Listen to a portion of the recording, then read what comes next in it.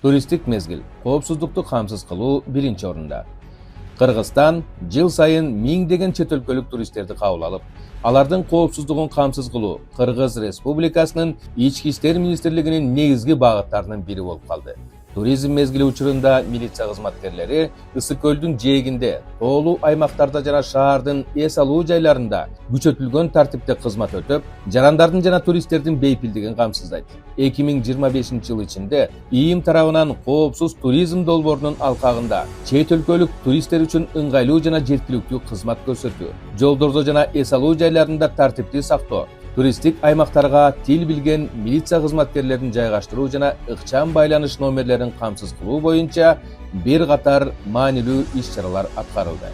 Жайкы туризм мезгилинде Ысык-Көлдө жана башка эс алуу аймактарында кошумча милиция кызматкерлери тартылып, туристтик милиция долбоору иш жүзүндө жүзөгө ашырылды.